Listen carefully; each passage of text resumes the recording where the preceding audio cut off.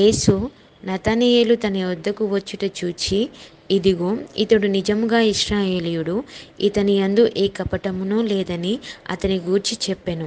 నన్ను నీవు ఎలాగూ ఎరుగుదువని నతనయేలు ఆయనను అడగగా, యేసు, ఫిలిప్పు నిన్ను పిలువక మునుపే నీవు అంజూరపు చెట్టు క్రింద ఉన్నప్పుడే నిన్ను చూచితినని అతనితో చెప్పెను. నతనయేలు, బోధకుడా, నీవు దేవుని కుమారుడవు. ఫిలిప్ ఏమన్నాడు? ఎవరు కుమారుడు? యోసేపు కుమారుడు. నతనయేలు ఏమంటున్నాడు? అది ఇక్కడ నతనయేలు is understanding, he has the right understanding of who God is. దేవుని కుమారుడా, నువ్వు దేవుని కుమారుడా, ఇశ్రాయేలు రాజువు అని ఆయన. అది దేవుని నామానికి స్తోత్రం కలుగును గాక. నతనయేలు, ఫిలిప్పు నాకు చెప్పకముందే నువ్వు చెట్టు కింద కూర్చొనున్నావు అని ఎరిగిన దేవుడు ఈరోజు నువ్వే పరిస్థితుల్లో కూర్చొనున్నావు. మీ పాస్టర్ గారు, మీ తల్లిదండ్రులు, నీ భార్య, నీ భర్త నీ గురించి చెప్పకముందే, నీ స్థితిగతుల గురించి చెప్పకముందే, నీ అలవాట్ల గురించి చెప్పకముందే నువ్వే పరిస్థితుల్లో దిగజారిపోయావో, ఏ పరిస్థితుల్లో దేవునికి దూరం అయిపోయావో చెప్పకమునిపే నీ పేరు ఎరిగిన దేవుడు, జక్కయ్య పేరు ఎరిగిన దేవుడు, ఆదాము అవ్వను చూచిన దేవుడు ఈరోజు నతనయేలు చెట్టు కింద చూచిన దేవుడు నిన్ను చూస్తున్నాడు. దేవుని నామానికి స్తోత్రం కలుగును గాక. God is watching you tonight because he knows your life. In whatever situation, circumstance you are, God knows what is going on in your life and he has a solution. దేవుడు నువ్వు ఎదుర్కొంటున్న తుఫాను, నువ్వు కారుస్తున్న కన్నీరు, నీ హృదయం ఏ రీతిగా బద్దలైపోయిందో ఎరిగిన దేవుడు ఈరోజు ఆయన ఒక పరిష్కారం ఇవ్వాలని ఆశపడుతున్నాడు అని అంటూ ఒక మాట అన్నారు. ప్రభువారు నతనయేలు గురించి ఏమన్నారో తెలుసా? చదువుతలే.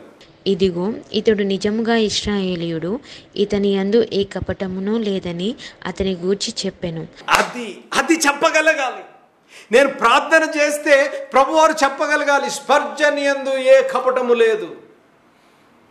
నువ్వు ప్రార్థన చేస్తే, దేవుని దగ్గరికి వస్తే, నువ్వు దేవుని దగ్గరికి వచ్చినప్పుడు ప్రార్థనలో, సంఘములో, లేకపోతే నీ ప్రార్థన టైంలో దేవుని దగ్గర మొరపెడుతున్నప్పుడు దేవుడు చెప్పగలగాలి, నా ప్రియ కుమార్తె, నా ప్రియ కుమారుడు యందు ఏ కపటము లేదు. అందుకనే దావీదు చేసిన ప్రార్థన నాకు చాలా ఇష్టం. దావీదు అంటాడు, ప్రభువా నా హృదయమును పరిశోధించు, నన్ను పరీక్షించు, నా హృదయమును పరిశోధించు, నీకు ఆయాసకరమైన మార్గము ఏదైనా ఉన్నదేమో నాలో తెలుసుకొనుమో ప్రభువా. Lord, O Lord, test me and search my heart and see if there is anything impediment to approach your throne room of grace. అటువంటి ప్రార్థనలు మనం చేయాలి. ధైర్యముతో ప్రార్థన, రోషము కలిగిన ప్రార్థనలు మనం చేయగలగాలి అని అంటే యేసు ప్రభు చూచే దేవుడు, యేసు ప్రభు పిలిచే దేవుడు, యేసు ప్రభు దర్శించే దేవుడు, ఏ పరిస్థితుల్లో ఉన్నా సరే మనల్ని చూచే దేవుడు అని మనం నమ్మాలి. నమ్మిన తర్వాత ఆయన యందు మనం విశ్వసించాలి. విశ్వసించినట్లయితే అలనాడు నతనయేలు పిలిచిన బిరుదు నీకు కూడా ప్రభువారు ఇయ్యాలని ఆశపడుతున్నారు. పాపములో దేవునికి దూరం అయిపోయి ఉన్నావా?